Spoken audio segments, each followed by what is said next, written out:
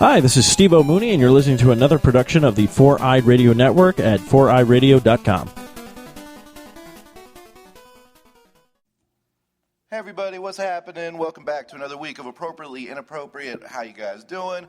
Hope y'all been good. Hope you guys are gearing up and getting ready for Christmas. I'm Jewish, so I hate Christmas. I don't hate it. It's just super boring for me because everybody that celebrates Christmas is like doing fun things with their family and opening presents, and I'm 35 and I still want presents. And I do nothing. I watch NBA basketball all day long. And then wait until the next day when I can call my friends and hang out with them again. My name's Kevin Elliot. I am one of your two regular co-hosts for this show. You can follow me on Twitter at I am Kevin Elliot. Our other co-host, Nancy Garrigus, is not here. She had her baby. Give it up for babies. Awesome. Jax Garrigus is now in the world. She's doing great. Nancy, she sent a picture, so I'll post a picture of Jax. So good. Congratulations to her. We're super happy and proud. I know she's thrilled to not have a baby inside of her anymore, and her husband's thrilled that he can now be inside of her again. And it's gross. Actually, you have to wait 6 weeks, I think, before you can have sex after having a baby. I don't know. But man. yeah, you know. I would guess there's like stitches involved and stuff, right? Well, yeah, she had a C-section. But, well, then you can go back the next day. That's fine. No, I don't think you can. I don't know why. Nothing even got disrupted there, right? I don't think so. Well, she's probably sore. Her stomach is sore. Oh. The voices that you hear, our friend of the show and guest co-host for this episode and next, is Joe Ganchemi. What's up, Joe? Hey, what's up, everybody? And our guest this week is a dude that was on one of the best episodes we ever had great feedback. And it was awesome and fun to do. Matt Storrs is in the house. What's up? Hi, how you guys doing? I'm happy to be back. We're glad to have you, dude. Also, I need to say this. We had a month and a half ago, something like that, I talked about my anxiety being, like I was getting off medication. I'd been on medication forever. Not forever, but most of my adult life. And I finally weaned myself off of it. And it took like months and months and months to do it. And I finally was off of it, and I was feeling great. And I was super pumped about it. And then a week and a half ago, I had the worst anxiety attack, panic attack I've ever had in my entire life. And it was awful. I was 2 seconds away from going to the hospital because I thought I was going to have a heart attack. Like, dude, it was bad. It was bad. And I eventually calmed down. But the next week and a half, it was the hardest, worst days of my life. I've never had to go through that shit ever. It was just a constant anxiety attack that I kept trying to fight and couldn't. So I succumbed, and I went to the doctor, and Doc and I were like, yeah, I definitely need to be on the medication. What? So. That clinically diagnosed chemical imbalance was wrong? Wow. That's crazy. Strange how that works.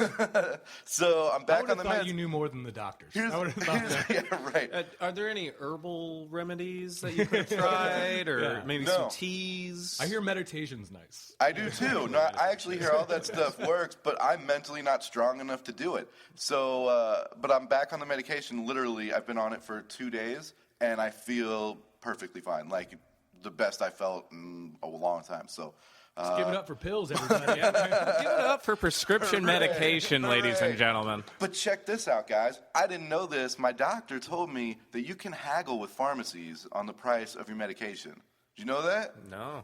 I did not know that either. He said Walgreens is the worst. They jack up the price on everything.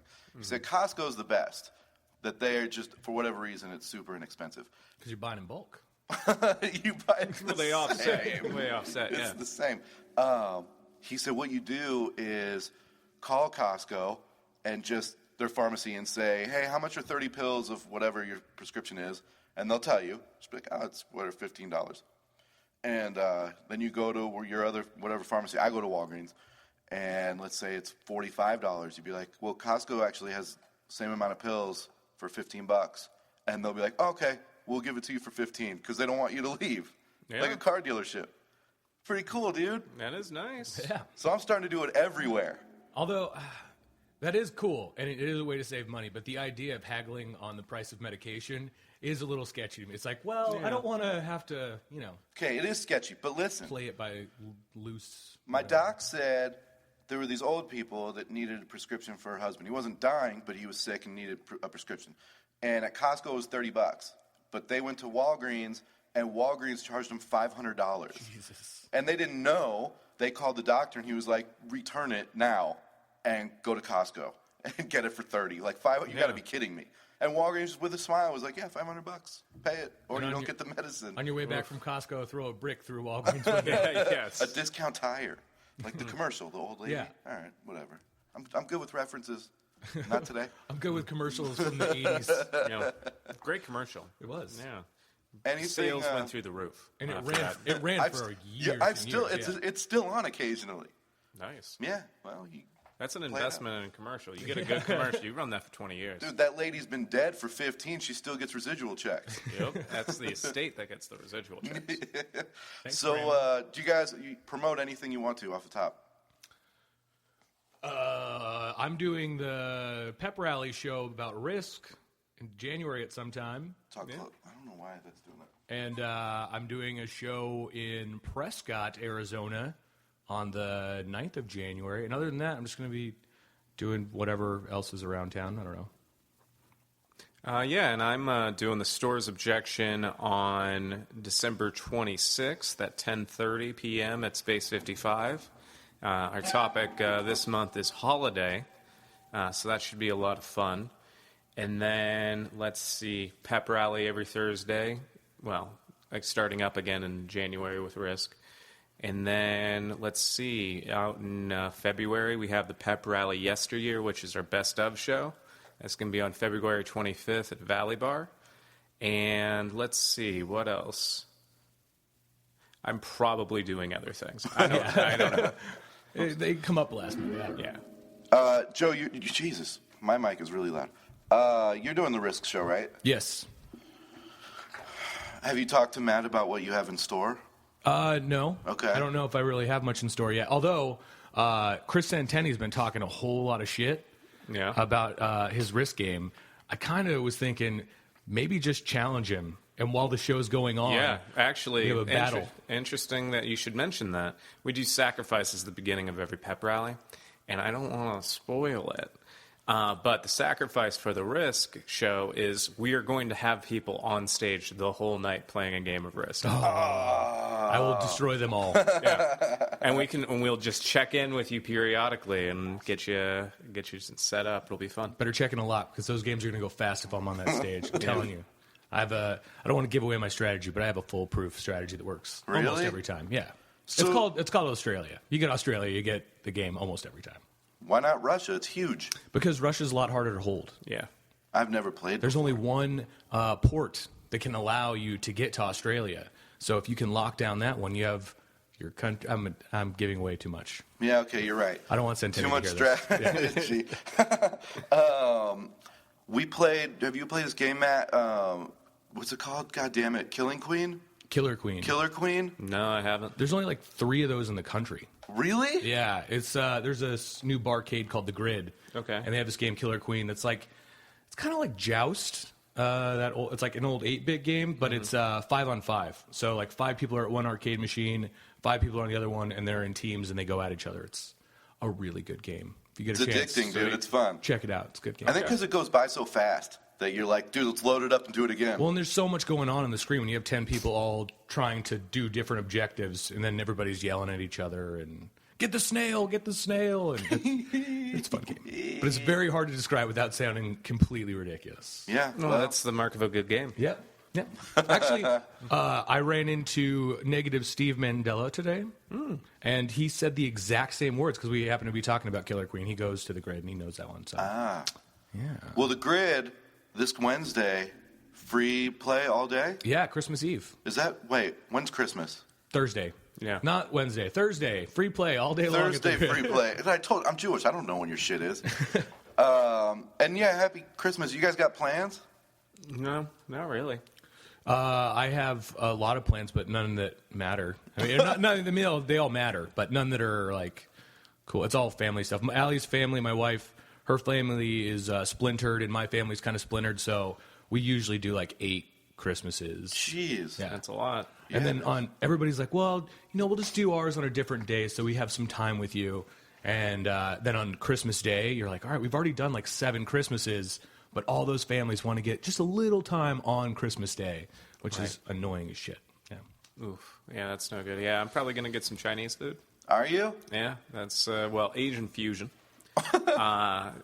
Yeah, that's about it. I don't think we have a lot in the way of plans. Is your family out of state? No, not really. Yeah, my parents are here.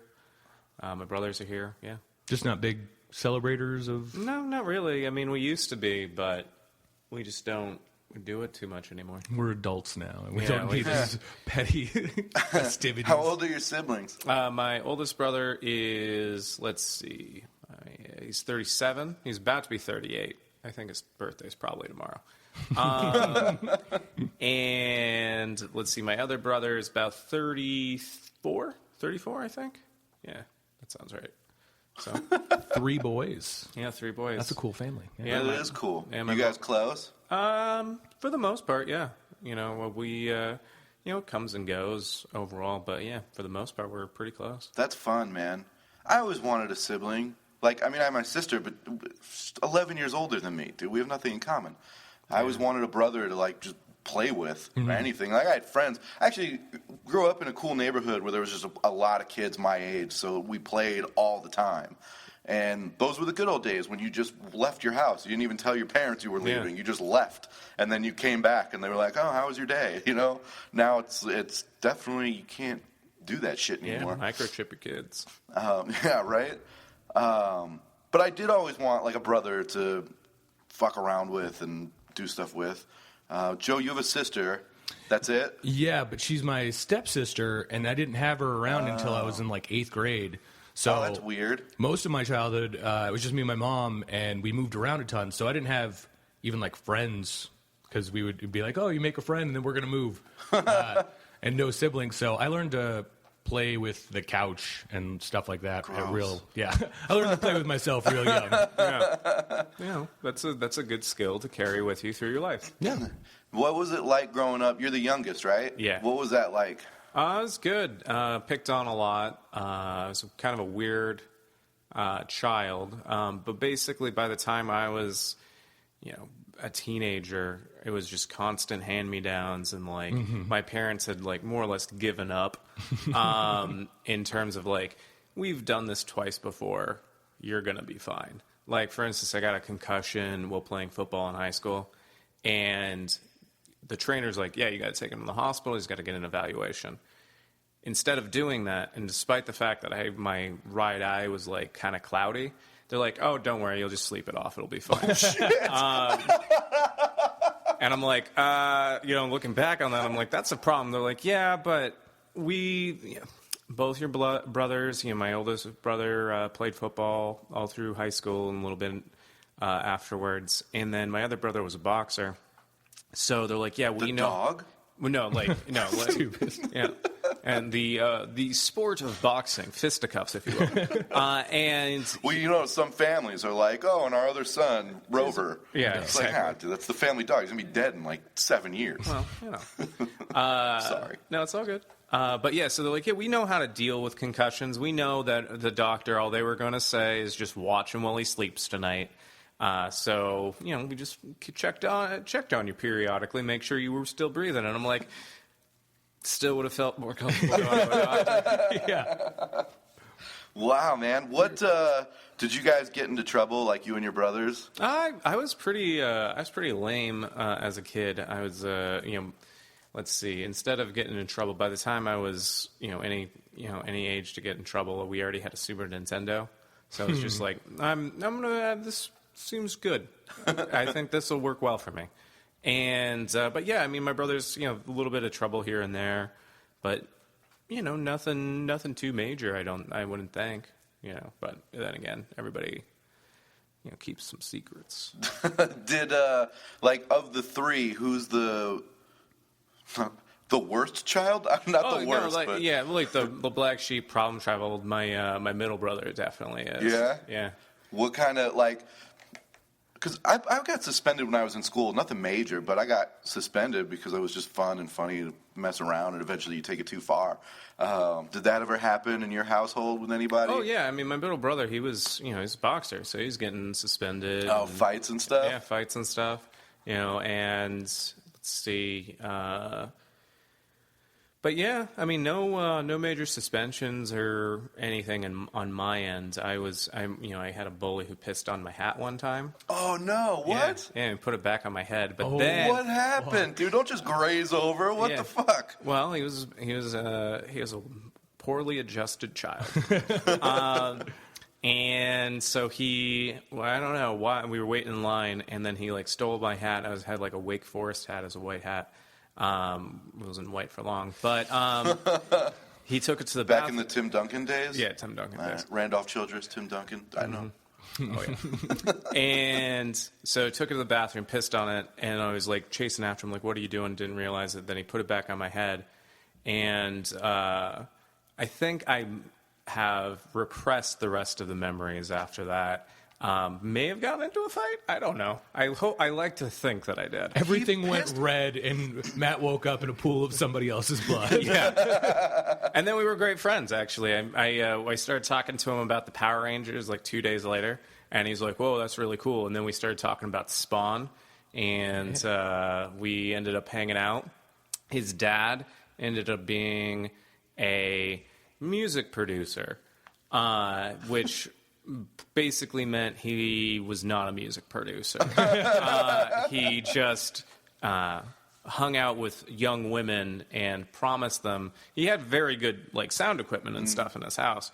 But looking back, I actually ran into this guy sometime later and went over to his house again, and it was just like the gaudiest home you can imagine. Like, they had sarcophagus, sarcophagi. What's that? Like a sarcophagus of Egyptian mummies and stuff like that. So they had those, they're like gold and like really like ornate stuff. And then you would like touch it and it would be hollow. It wouldn't actually be gold. And so the whole house was like that. And it's like fake marble and like a security system that was basically a bunch of, TVs they got at Goodwill.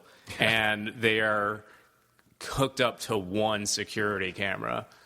And okay, yeah, like you're very, very well to do, very well off, but no, you're not. Yeah, your TV is made of cardboard and it's always stuck on this one frame of football. Yeah, exactly. It's the same game from 1984 highlights. Yeah, and that's awesome. Yeah, and this was a couple years ago. So he was hanging out with, girls right out of high school. And you know his what I son mean? was the kind of person that would pee on someone's hat and put it on their head. I don't think there's a lot of like child rearing going on in that household. I think it was more like, I'm going to try and have sex with high school students. Gross, dude. Yeah. And no one ever turned him in or anything? I guess they may seniors... have. I mean, he looks like he looked like the type of guy that would get turned in. Gold chains? Jumpsuits?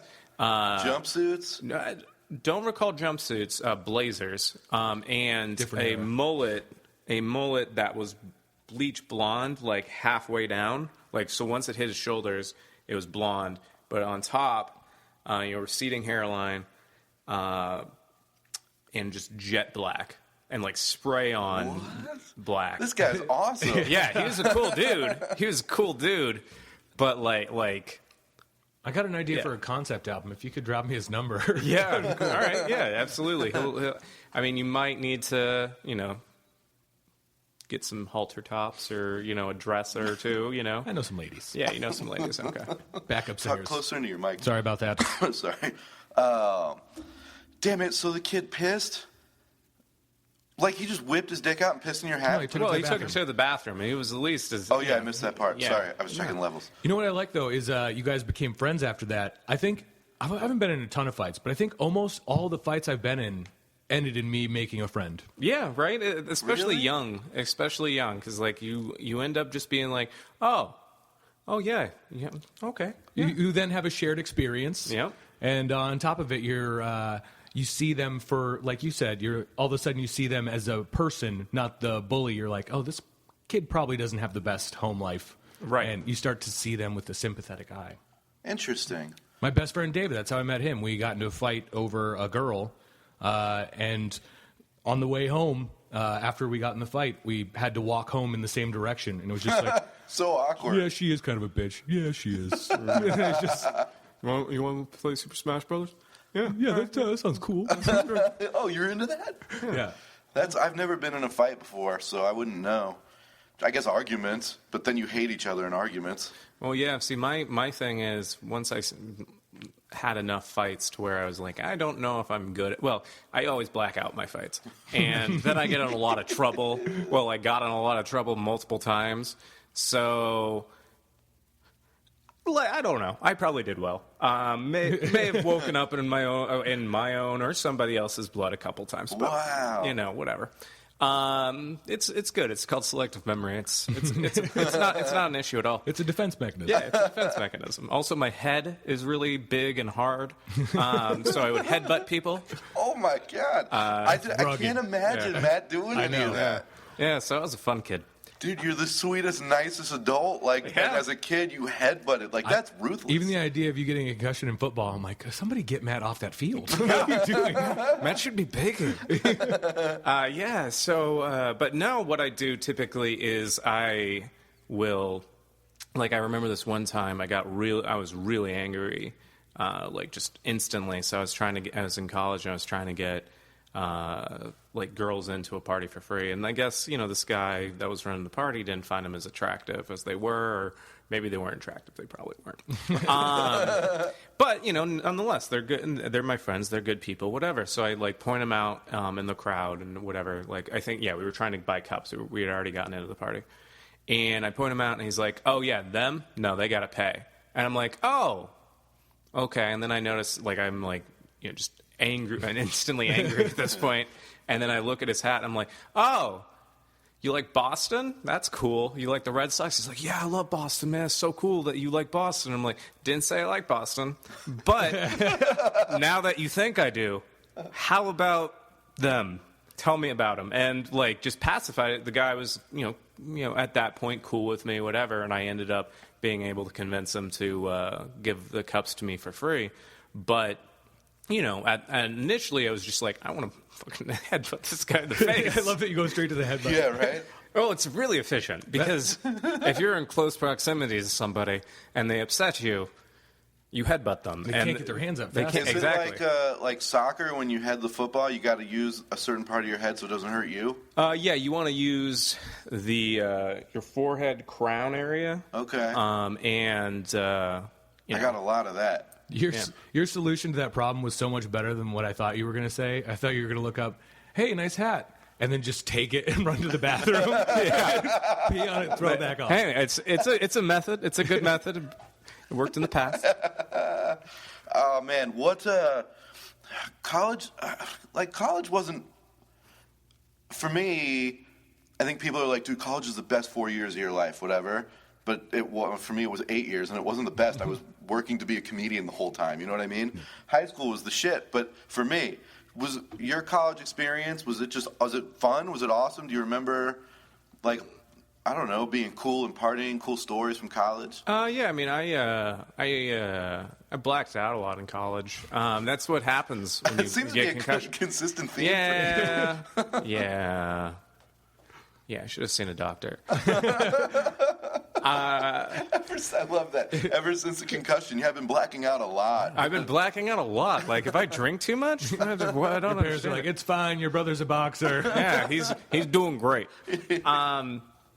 But yeah, no, I mean, tons of, I was at, crazy parties with them getting busted by helicopters, Whoa, jumping over walls to and leading people to safety to get to their cars when the cops are busting everything, that sort of stuff. But then in terms of I was an English major and business minor and sociology minor. So I was, I had a fair amount of classes. Yeah, I would say. So it wasn't, the most. You hunkered down and you actually did school. Yeah, I was there for 4.5 years, but it was good. And then law school. Beat you by 3.5. Yeah, but then you went to law school. Yes, I did. We're back to 8. Yep. Right? Yeah. Damn. Yeah. All right. but he's got like 8 degrees. Yeah. It's good. It's a nice so far. What is your best experience as a lawyer? Best experience as a lawyer? Yeah. Let's see. I don't know. I haven't like when I was doing family law for a while, I settled the case pretty quickly. That was really nice because like our client was a really nice guy, really good guy, and his wife was just like, I don't know. I never met her, but from all the stuff that was described to me, she just like blindsided him with this stuff, and he was like a high school or middle school like sports coach, and just like this really positive dude. And so like it looked like it was going to be really bad for him. And then, we were able to, negotiate it down, and it became like a really, really good settlement. So that was really nice. But usually the best thing about the law, at least thus far, is just getting paid. Yeah, that's always a nice thing. So, all right, what's your worst day of work? Let's see. My worst day of work? Let's see. Okay, so I was doing criminal law for a while, and I had to go to the jail to visit some clients. That's cool, dude. Yeah, so it's fun in a lot of ways. But it's scary, I think, but cool. Yeah, it is. And I'd never been there. Like, the first time I went, when I was a kid, I was working for my parents' office at the time, and my dad gave me a notebook with, like, a metal ring notebook, just like one of those thin wires. And so when he would go in and give it to him, not a big deal. He's a lawyer. But because, I was a teenager trying to, like, drop off the stuff, they're like, well, we don't know who you are, and this can be used as a weapon. And so, like, they, 15 minutes, berating me, and I'm like, I'm just a courier. I don't know what I'm supposed to be doing. And I freaked out. My dad, I had, a panic attack about it. And I'm like, I'm never working here again. This is bullshit. I didn't say bullshit. I didn't curse at the time. But, yeah, so, that sort of mentality was still with me when I was visiting the jail. And, usually when you were doing, criminal defense work, a lot of people get into it either, in a really big firm or, on their own, or they're working for the state. And when you're in those instances, you probably have multiple clients at a time. So you have to see tons of people, whatever. You can't really get emotionally invested. So, with me, I only had really one main client. The other ones were like, hey, I'm dropping stuff off. But this guy had to read all of, the reports, police reports, everything to him, all the interviews, all this stuff. And so I go in, and we were supposed to get the one-on-one room where I can, actually, show him stuff on a computer. They didn't give it to us because there's a miscommunication.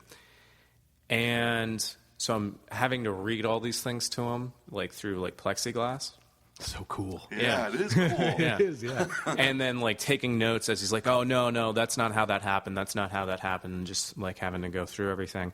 But it's weird because it's I'm as I'm going through this guy's like, what's going to happen to me? What's going to happen to me? I'm like, I have no idea. You should probably talk to the people that are actually working on your case. Oh. I am just a guy that's supposed to be reading this stuff to you. And based on what you allegedly did, it's going to be bad. Oh, man. You know what I mean? Probably going to be on the other side of that glass for a while.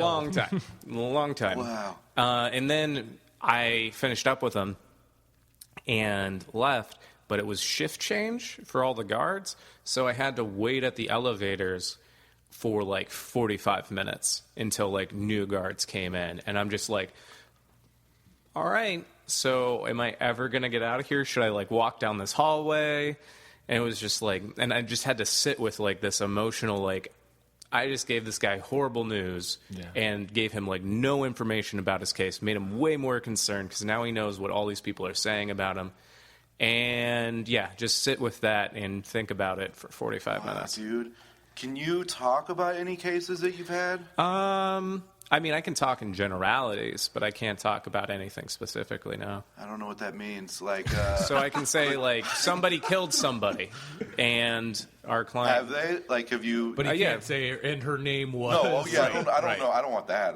No. So, I've worked on, drug possession cases, in the comedy community?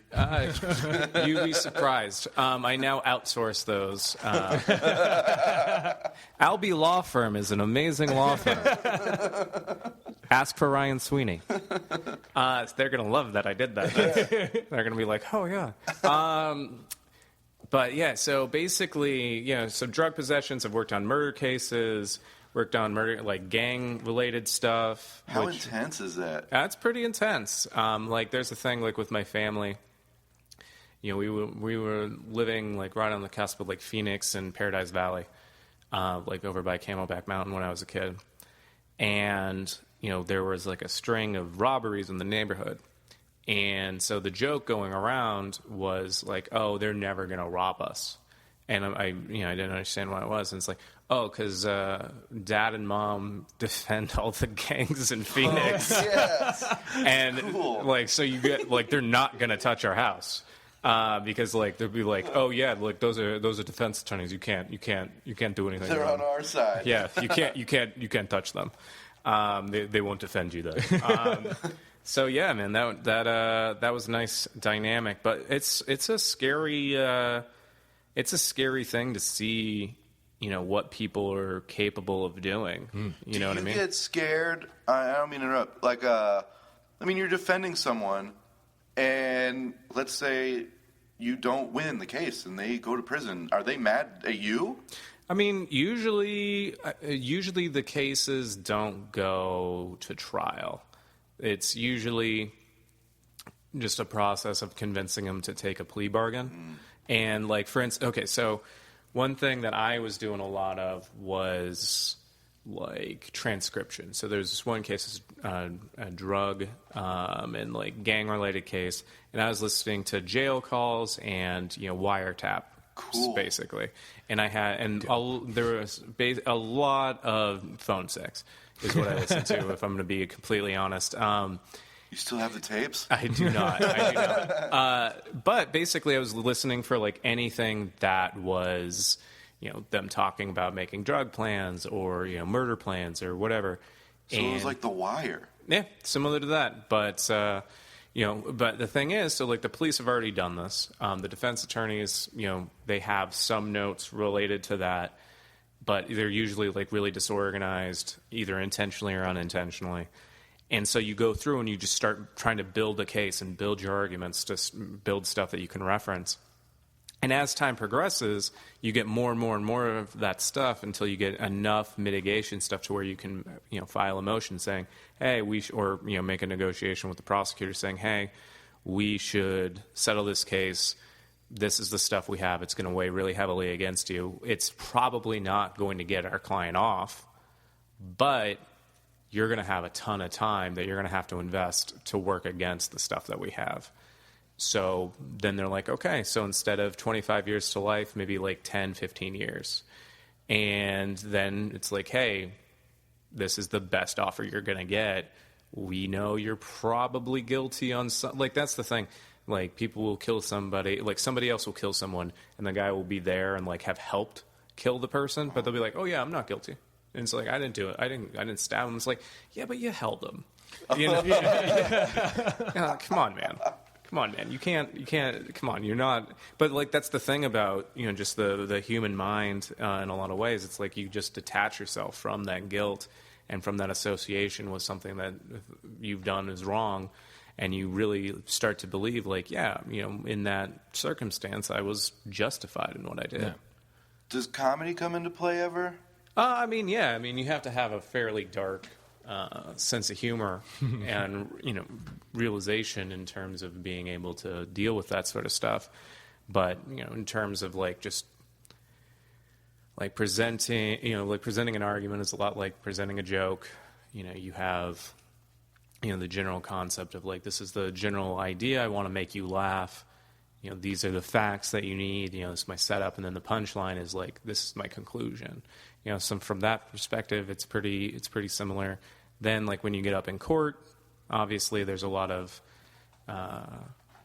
overlap there as well. But let's see. In terms of, the day-to-day, it can be kind of hard to, like, communicate the like day-to-day goings on in an office. It's awesome. Yeah. I'm closing the blinds. Yeah, so no, the it's sun's all not good. in your eyes, and No. it literally is still in your eyes. No, this is much better, though. It's much better. Sorry to interrupt. It's all good. But yeah, it's so like the day-to-day can be kind of difficult to like articulate on stage or anything like that, or there's always the thing in offices of like, oh, we got to come see you, and it's like, well, let's see the new jokes that I've been trying out. Yeah, no, yeah, you're not allowed to see those.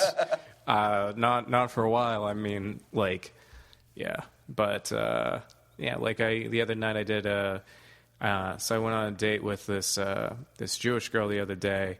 And she was telling me about how she took sign language in college, and about how a foreign language. As a foreign language, yeah, That's cool. Yeah, and she was telling me about how sign language is the most racist language, and I'm like, okay, please tell me more as I take notes. Yeah. And so she was like, yeah, the sign for Jew is basically you grab your chin and you go down. Like a long beard. Exactly, yeah. And I'm like, okay, that's like, wizard. yeah, exactly, yeah.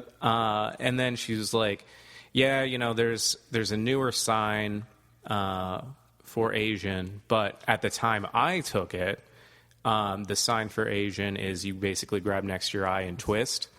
And she's like, yeah, that actually refers to Oriental. And I'm like, what? Whoa! Like, Why would they even have that? right? That's the thing about it. And I'm like, well, that's so absurd, right? After you make the sign, you have to go dun dun dun dun dun dun dun dun. Yeah. And then what's great about it, like she had a very humorous mind about her. She's like, yeah, you mean also like the sign for German is this, and she just like rubs right under her For Hitler mustache. Jesus. And I'm like, you have a very humorous mentality. That is structured very well as a joke, and I'm going to tell it on stage. And then I told it on stage, and I was like, should have probably thought about that before I did it.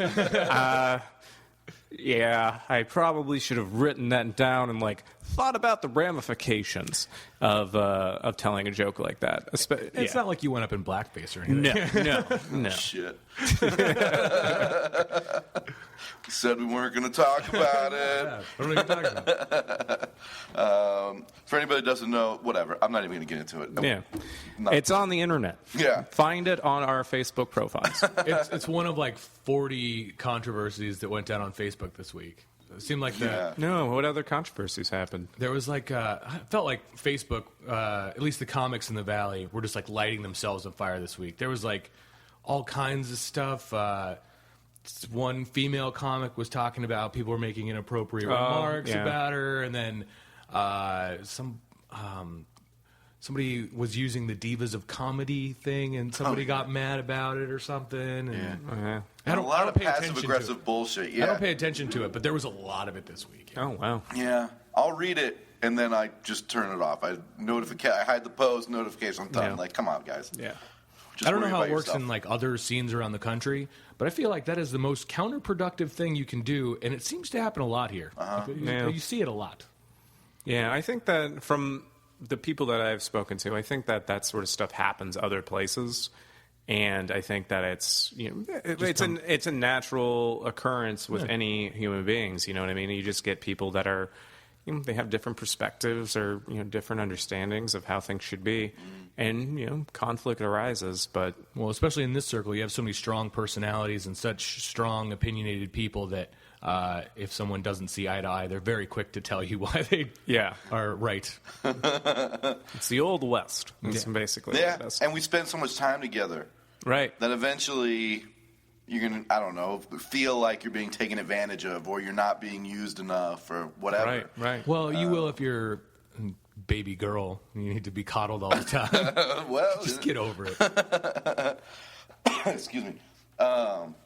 Anything on your sheet that you want to talk about that you got written down? I mean, I got, let's see. Not necessarily. I mean, I can talk about the other joke that the Jewish girl told me. Yeah, dude. I'm very excited Girl about this. sounds like a I great like this Jewish ghostwriter. girl. Yeah, right? Yeah, I'm not gonna. The Jews strike again in comedy. That's right, man. And we gotta get a second Who date. runs the world? Jews. Who runs the world? Never mind. Is that a song that you just made? No. It's a little abrasive. It's a song my wife listens to a lot. Really? That makes a lot She's of real sense. anti-Semitic. It's crazy. Yeah, it makes us very uncomfortable. Thanks for having me in your home last night and allowing me to leave it. That's Yeah. cool. I didn't tell her you were Jewish. She could smell it on you. Okay, so She kept asking, "Where's Kevin's horns?" yeah, Aren't they supposed to have horns? Jeez. yeah, but no, for whatever reason, we were talking about Titanic. Yeah, no, we were The movie or the actual boat? the movie, and she's talking about how Titanic is actually the movie is all well and good. It's about this love story. It's about this boat and everything. But the real underlying story behind Titanic is about how your mother is right when she tells you you need to lose weight.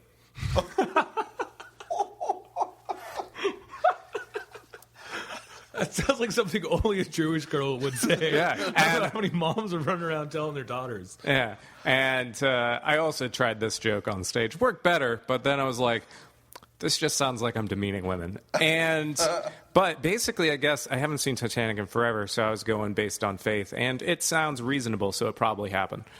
And basically, at the beginning of the movie, Kate Winslet's mom in the movie is like, "Hey, you need to lose weight if you want to attract like a good, upstanding man like Billy Zane." And whatever. Upstanding. He throws people out of the way. They don't know that yet. Good point. But He's an aristocrat. I'll give you that. Yeah, he's an aristocrat. And survival's important. And he played the Phantom, so you got to give him credit. He did play the Phantom. Anyway, so then it's a great movie. It's a love story. She meets this very skinny, Leonardo DiCaprio, pre-dad bod, and very exciting.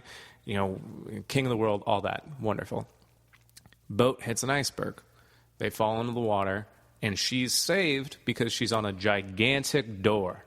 And she is in the middle of the door or whatever, and she's like, "Okay, Jack, try and get on." He tries to get on, and he can't get on because there's too much weight on the door. There's enough room. A lot of people were like, "There's room on that door. Why'd you let him sink and stuff?" But it is the weight. Yeah, It's the weight. It's the issue is the weight. And also, she's in the middle of the door. She went to the side, and he was on the other side. There might be, but regardless, it just proves the fact that if she had listened to her mother and lost weight, Yes. Jack would still be alive. Yes. And- Dude, I love it. Yeah, she did weigh a lot more than Leo in that movie. Because you're right, it was a young, scrawny Leo, a voluptuous Kate Winslet. She looked great, but Yeah, she was a little bigger. Yeah. Yeah, fat Kathy Bates. What? Wasn't she in the movie? Yeah, she was in the movie. She was a historical figure that survived the atrocity that was the Titanic sinking. How fun was it to watch that movie, the people that would fall when the boat tilted, and Yeah. they would hit the things and their bodies Spin would out. just spin. Yeah, that was pretty cool. That was cool to watch. But that's more action movie. I'm an action movie guy. And Oh, comedy. yeah. I'm not in. I saw Titanic though a couple times. It was good. I it liked was that. long. I liked when he drew her like one of his French girls because Oh, yeah. I was young and I was like, "Hey, they're gonna let me see boobs in this movie. This is way better than Cool World." What's cool? Isn't it Cool Runnings? No, Cool, No, Cool World. Cool World. It was What's that? It was like animated boobs. Oh, really? Yeah. All right. It was a dark time for Brad Pitt. Yeah, Brad Pitt and Kim Basinger. Is that who it was? Yeah, I believe so. Really? Yeah. I remember Kim Basinger. She was good looking. Who's a lady that you can think of off the top of your head that's aged really well? She was really hot like when you were a kid, and now she's still really good looking. A lot of them. What do you mean? a lot Elizabeth of- Hurley. Oh, that's a good one. Bonnie Cindy Hunt. Crawford's the first Bonnie Hunt. Sybil Shepherd. Cindy Crawford still looks good, right? Oh yeah. She was my favorite growing up. Yeah, she almost went to before she got into my. I listened to NPR about this. She almost went to school for biology before, or she was in school for biology or something like that before she became a model. So people were like, "Yeah, people don't think I'm smart or whatever," but it's like, I know some women that studied biology. The one I'm thinking of, and this is anecdotal, obviously, but that woman is now a cocktail waitress at a strip club. So that's I have no doubt. Something about the sciences there. That's There's something about the sciences that they just have a lot of overlap with the service industry. All right. You know who's held up crazy good is Renee Russo. She's I like, never thought she was good looking. really? Yeah. Wow. She's like in her 60s or something. Oh, really? And she looks great. Or there's a lot of funny women who are like in their 40s, early 50s and stuff who are still really attractive. Louise Dreyfus, isn't she like 50s? Yeah, you're right. She's always looked about the same. Yeah. All right. And I've always kind of had a little thing for that dance she did in Seinfeld. So I never don't know saw what it, it but is. people talk about it a lot. Yeah. I'm not a Seinfeld watcher. I actually tried to watch one today, and it wasn't. I don't know. It wasn't funny. You're gross. I'm not gross. You I should just feel don't bad think it's about that yourself. funny. Fuck off. All right. Let's see. Favorite show watching as a kid? What age? I don't know. A kid. Let's see. I liked Mummies Alive. What's That that? It was a Joe knows. Joe It's a knows all that Saturday morning stuff. cartoon. Was Yeah. it really? Morning It cartoon. came on with like creepy crawlers and stuff. Yeah, that was a fun show. Like the Power Rangers a lot. Let's see. I was a teenager. by Were the you a time it came VR out. Troopers fan? I was also a VR Troopers fan. Sarah Blake. I had a list when I was a kid of like the hottest women or whatever when I was real young. And Sarah Blake was top of the list. VR Troopers, she was like the only female one. Oh, really? Yeah. Followed shortly by the Pink Ranger. Oh yeah. Oh yeah. In costume or out? Out. Okay. Yeah. You can't well, see because anything with the helmet. That's why I Also, asked. I don't want to ruin the illusion, guys. But when they were in costumes, those were Asian. Yes. Oh, they were dudes? No, they were just they basically, MXC, the Most Extreme Elimination Challenge. Oh, okay. Yeah, so you know how they basically took a Japanese TV show and dubbed it over? That's the same thing they did with Power Rangers. So they bought the rights to use all the fight scenes and everything, and then just filmed all of the other stuff where they were, white kids and a couple minorities hanging out with Zordon and stuff like that. But all that other stuff was filmed in Japan and done over there Whoa. for the most part. As it became a franchise. Is it still like that? Because there's like 40 different Power Ranger shows. Yeah, I don't know. I probably still is somewhat like Yeah. that because they still run a ton of that stuff over in Japan. So I'm sure it's something to do with like similar. It's a really bad show. Oh yeah, it's horrible. Oh yeah. On the network, on 4-Eyed Radio Network, they have the Power Ranger Command Hour or something. It's this like 40-year-old guy that loves Power Rangers, and they get like 10,000 people that listen every week to it because it's a big niche, I guess. I don't know, but he's so nerdy. Shout out, Eric. My son used to watch it, and then he got nightmares from all the bad guys, so he couldn't watch it anymore. Zordon was intense, man. What was he? He was one of the bad guys. He was like he looked like Inside Out Man. No, What? that's incorrect. Zordon was the... Oh, you're right. Oh, what was That was Zed. was it Zed? Yeah. He took over after Rita? The comedian? No, like it was Zed, like it was what is it? He was I know who you're talking about. He had the spiky helmet thing, and he was the Inside Out. Yeah. All that. It was Emperor Zed or something like that. Yeah. It was I don't Rita know. and Zed. But he was all like he had spiky fingers and stuff. He was very scary. He was way more hardcore than Rita. Oh yeah. He had a much better. Like it really looked bad for the Power Rangers for a while. Like it looked like they had to. They were gonna lose, but luckily, like I was gonna go there. luckily, they were able to find more power that they didn't have access to previously, but they knew about as an available option. Just never had to tap it. Just never had to tap it. They're like, we got to put limits on the power that we use until we need it. And then they did that. And Thank God for the White Ranger. yeah, exactly. Without him. Yeah. My favorite, one of my favorite memes is John Cena memes. And it's great because, it's like, oh, there's this big reveal, whatever. And they play the John Cena music. And they had one for the White Ranger. And I didn't know what it was going to be. And it was the John Cena thing. And I'm like, oh, that's so great. That's so great. That made me so happy. Man, you guys are really nerdy. Yep. Yes, indeed. Fuck. And Joe, the smile on Joe's Zerd? face right now is like, This finally, is this podcast is going where I want it. Yeah, this is what I've always wanted. You guys remember Street Sharks? Let's do. Oh, yeah, dude. Okay, so Street Sharks. Are you for real? no, I mean, I mean, look, hey, it's your shit. Do what you The want. toys smelled weird. toys did smell weird, but they were really cool. They were super cool. I really like those. I like the hammerhead shark. Yeah, that was my favorite. I liked the leader guy because I was kind of I was a follower back then. Okay, so cool, guys. What was your favorite show? Looking at us all It's like judging. Saved by the Bell or something. Oh, yeah, I that's a love good that, show. dude. I'm a normal That's person. It was all right. I mean, yeah. I like the college years better. Fuck that, dude. That stupid dude that I had the actually perm, did like their the RA. college. I Yeah. did. Oh, that was He was an Golick. Yeah. Bob Golick. I love that guy. I love Those this are great. show. It was I don't great. need your lessons. I learned all I needed to from Mr. Belling. Golick. Mr. Belding. He goes to the Comedy Store sometimes. I bet, yeah. Yeah. He's just like, what is going on here? Hey. That's cool. Have you ever been starstruck? I met Gallagher once. So yeah. Yeah, he threw some popcorn at me, and then I took a couple pictures with him and put them on my MySpace. And I was at a Rattlers game. That was a lot of fun. But yeah, not really. Haven't really been starstruck in like the general sense. You know what I mean? I haven't. Yeah, I don't know. What's one thing you want to do before you die that you haven't done yet? I don't know. I don't.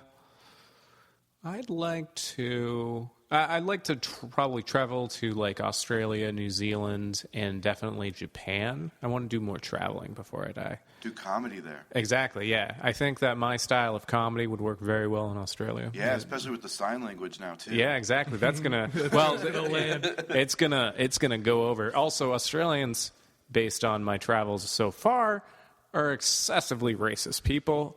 And they will love all racist humor. This is based on meeting 10 Australians in a hostel. Everything that Matt has of his not decisions but views is based on a very small sample size. Yes, very small sample size. This anecdotal evidence. Yeah, exactly. I'm going to make mass generalizations about huge amounts of people.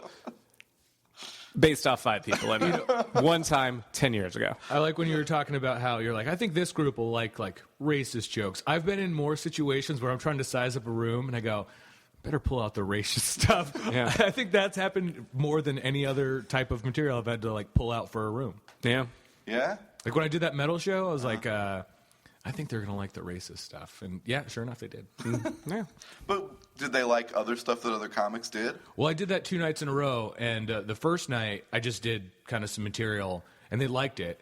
But then the second night, I was like, I better pull out some of the racist stuff. And that actually got a much better response, yeah. Jesus. I was Puts on a black disgusted face by and it, then just but yeah. does normal jokes. Nope. I was disgusted by it. But hey, a laugh is a laugh, and I'm desperate. Yeah, you'd be surprised what you start getting into when you feel like you're not doing well, and you know how to get people. Yeah, you know what I mean. That's the worst thing. It's like, I know what you guys want. I can give it to you, but I don't want to do that. Yeah. I don't want to just say dick to get a giggle, but fine. Have you ever been combative towards the audience? Yeah. Oh yeah. I've had instances where I've had to be combative. Me being combative is like you're being impolite. You're not a good person. Yeah, I can tell because you've been in fights, and that's obviously the way that I see you. Yeah, it's like you're not a good person. You need to stop talking. I've also been threatened on stage, which was fun. What happened? I have. I'll tell the joke, but yeah, okay. So I tell a joke, which is I have a problem with mixed race couples that own purebred dogs. I think it's a funny joke. I understand the racist undertones of that joke, but I think that even though there is a pause there, that I am intentionally, milking that frustration and anger in the audience, people will get that I am joking, because the rationale for me hating these mixed race couples, or having a problem with them, I don't even hate them. I don't even hate them. I didn't say hate. I have a problem with them. Because if they own, purebred dogs, okay, yeah, that's absurd. That is objectively absurd. But a woman in the audience took umbrage, since somebody used that this week in another context that was race related, and basically she called out, it's like, hey, you can't say stuff like that. my children are mixed race. And I'm like, okay, like that's, you don't know if you got the joke.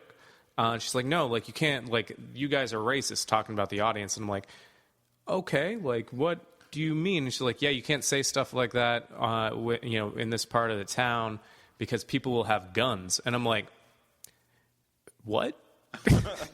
Do you have a gun? Are you ready to shoot me over a dog joke? Yeah. It's like, she's like, yeah, no, I don't have a gun. I'm like, well, if you want a gun, the gun show is at the state fairgrounds this weekend. They'll probably give you one. And people laughed at that. I'm like, hey, I'm handling this heckler really well.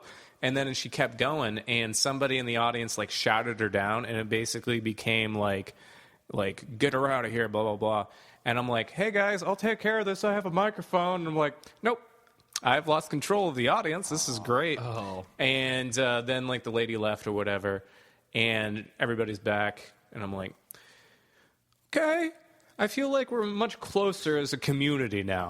We're joined in solidarity of our mild racism. And, people found that funny. But, yeah, that was a very uncomfortable evening for me. I just want to know if her kids have dogs. Right? Yeah.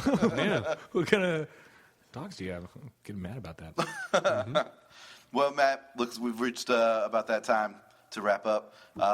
Again, shout out anything that you want to promote. Yeah, you can follow me on the social medias. I'm at MT Storrs, MT, and then STORRS, and then Storrs Objection, Space 55, December 26th, 10:30 p.m. Pep rally every Thursday night, and pep rally yesteryear on February 25th at 8 p.m. at Valley Bar. Cool, man. So go check those out, everybody that's in Phoenix. If you're out of town, come to Phoenix and go to some of those shows. Joe, you'll be here for another episode next week, so fuck off. Leave.